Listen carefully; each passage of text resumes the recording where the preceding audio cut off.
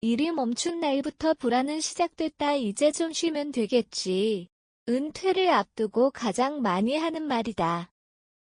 수십 년간 이어진 출근과 회의 마감에서 벗어나는 순간은 분명 달콤해 보인다. 하지만 막상 은퇴 후 몇 달이 지나면 전혀 다른 감정이 고개를 든다. 하루가 길어질수록 이유 없는 불안이 커지고 특별히 힘든 일을 하지 않았는데도 쉽게 지친다. 아침에 눈을 떠도 서둘러야 할 이유가 없고 저녁이 되어도 하루를 잘 보냈다는 확신이 들지 않는다. 문제는 할 일이 없어서가 아니다. 더 정확히 말하면 시간을 다루는 방식이 갑자기 사라졌기 때문이다. 직장에 다닐 때 우리는 시간을 의식하지 않아도 자동으로 관리되는 구조 안에 있었다. 출근 시각, 점심시간, 퇴근 시간, 주말이라는 구획이 삶의 리듬을 만들어 주었다.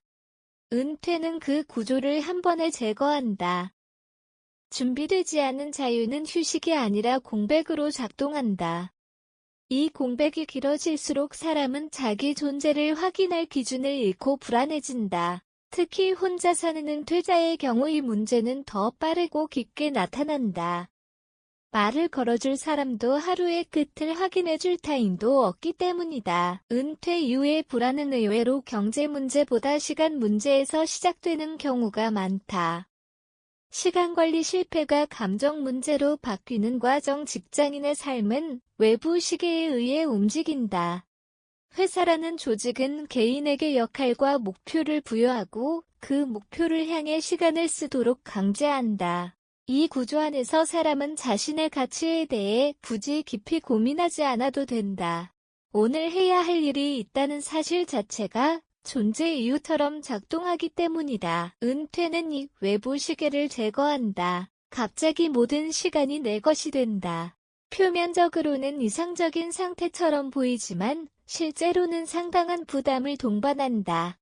이제 하루를 어떻게 쓸지, 무엇을 하면 의미가 있는지 스스로 결정해야 한다. 문제는 많은 사람들이 이 결정을 연습해 본 적이 없다는 점이다.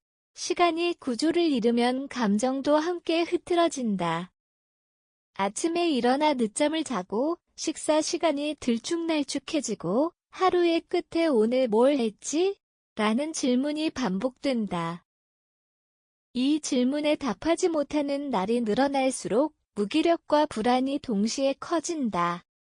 자신이 사회에서 밀려났다는 감각, 더 이상 필요 없는 존재가 된 것 같다는 생각도 이 지점에서 시작된다.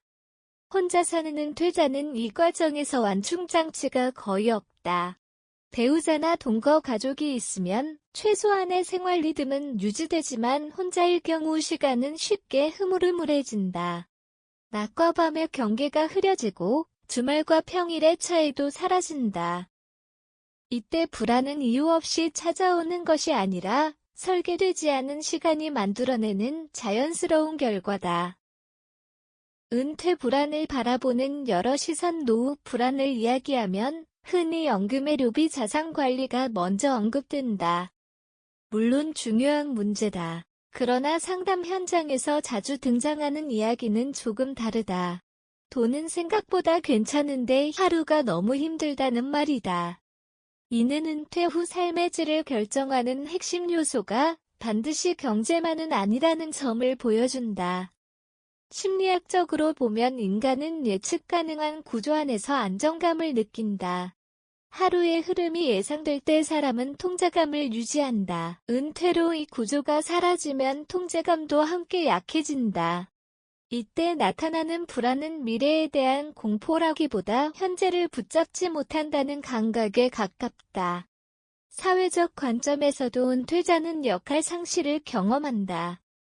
명함에 적힌 직함은 사라지고 처음 만나는 사람에게 자신을 설명할 언어가 줄어든다. 특히 혼자 사는 은퇴자는 누군가에게 필요한 사람이라는 감각을 회복하기 더 어렵다.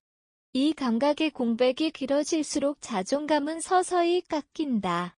반면 은퇴 이후에도 비교적 안정적인 삶을 유지하는 사람들을 보면 공통점이 있다. 거창한 목표가 있는 것이 아니라 하루의 기본 틀이 분명하다. 언제 일어나고 언제 밖에 나가고 무엇을 배우거나 돕는지 스스로 알고 있다. 이들은 시간을 채우기보다 시간을 설계한다는 표현에 가깝다. 혼자 사는 은퇴자를 위한 하루 설계의 핵심은 퇴후 시간 설계의 핵심은 생산성이 아니다.